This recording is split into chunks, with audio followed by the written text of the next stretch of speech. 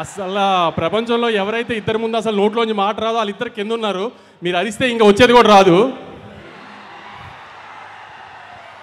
నాకు అసలు త్రివిక్రమ్ గారి ముందు కానీ తారక్ అన్న ముందు కానీ మాట్లాడాలని భయం.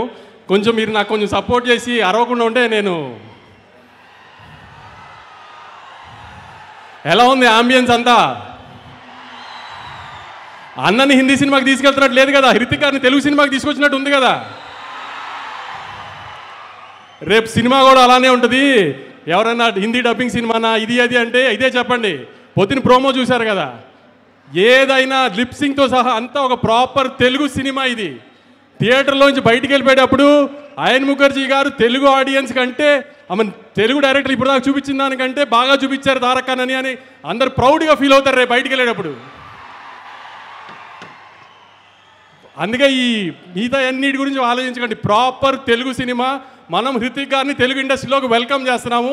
అది ఎంత గ్రాండ్గా వెల్కమ్ చేస్తున్నాం అనేది 14th మీరు చూపించాలి ఖచ్చితంగా.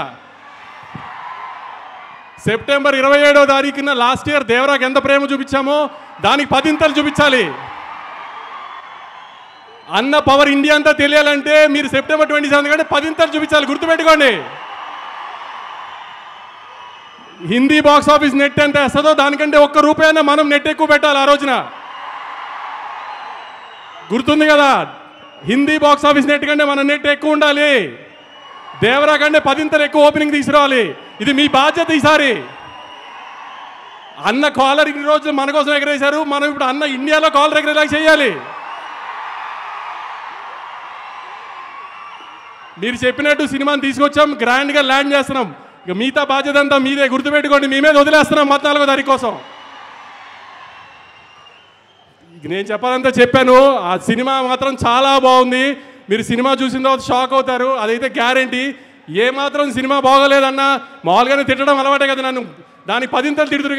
కానీ సినిమా చూసిన వాళ్ళు ఎవరు డిసప్పాయింట్ అవ్వరు. బయటికి వెళ్ళిన తర్వాత అద్భుతమైన తెలుగు సినిమా చూసామని అనుకోకపోతే ఇంకెప్పుడు మైక్ పట్టుకుని సినిమా చూడండి అడగను మిమ్మల్ని. Thank you.